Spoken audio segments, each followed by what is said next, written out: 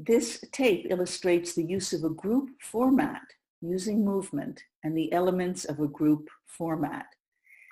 I think of it in three parts. The beginning is always a warm-up. In movement, we tend to use a circle.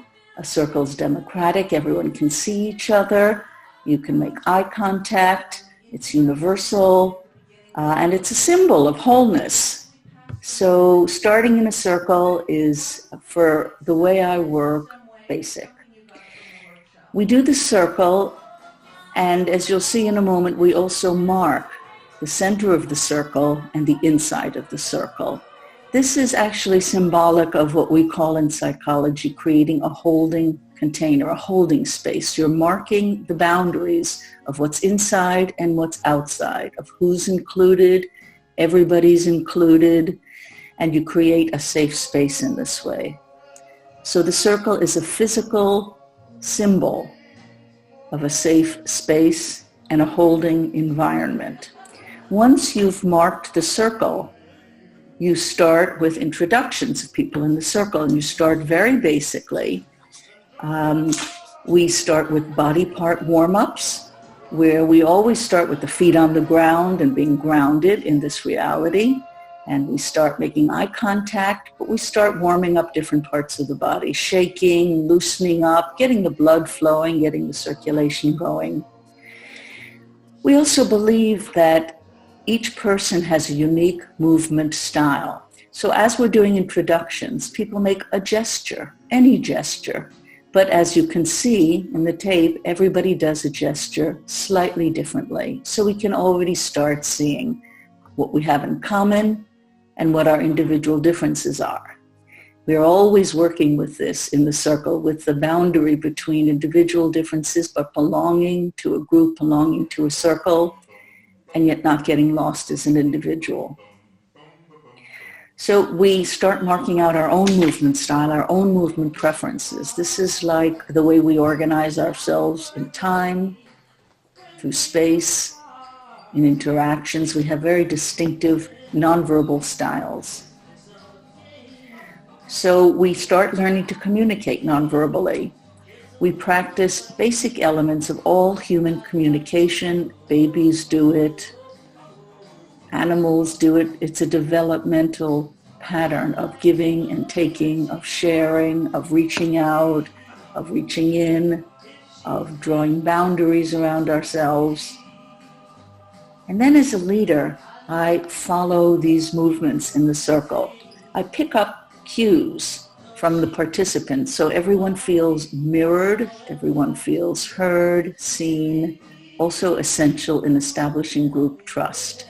The leader mirrors back the participants, does not impose his or her own agenda on the group, but allows the group to start building trust, developing its own power, and beginning to create for itself. Each group is unique. So although the structure is the same, the group will take over and start creating its own unique songs. It's the equivalent of instruments warming up and then beginning to create songs and beginning to create harmonies and eventually like a whole chorus or a whole orchestra playing together. That's the introductory part. The second part is developing the theme.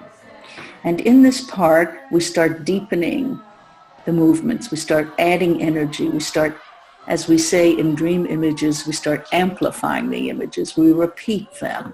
We make them bigger. We make them louder. We make them clearer so people's symbols and movement can really be seen and heard by everyone else.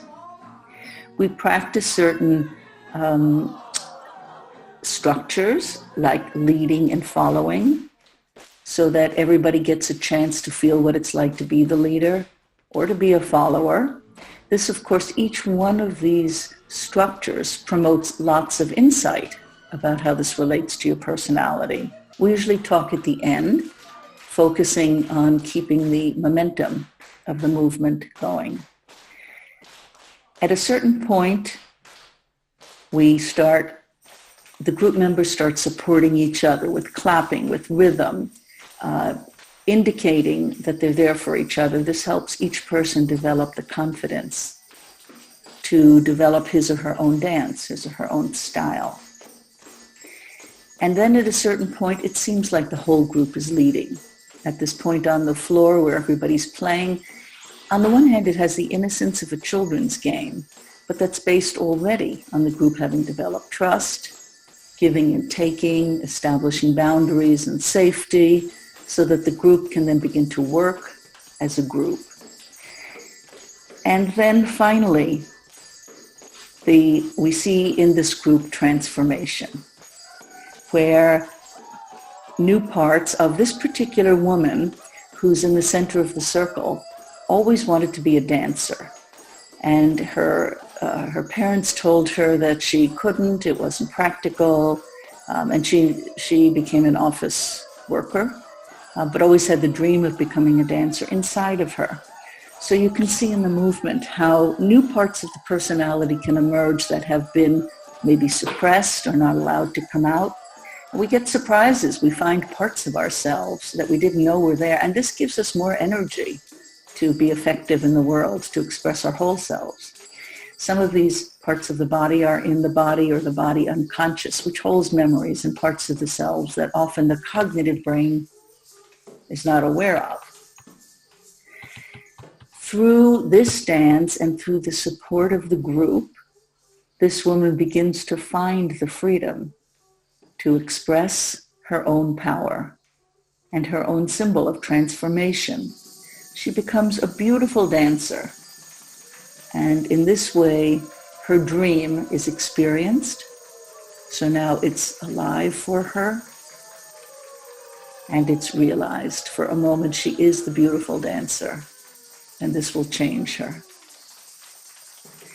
We end with a kind of a closure, a farewell. And generally, we'll bring the group back together and we'll spend some time talking about what the movement meant, what it taught us about ourselves. And again, the role of the group leader at this point is to stay with the group, is to support what's coming from the group, is to keep the safety and keep the boundaries, and then bring the group back together again for a closure so that everyone has some insights to take away. Thank you.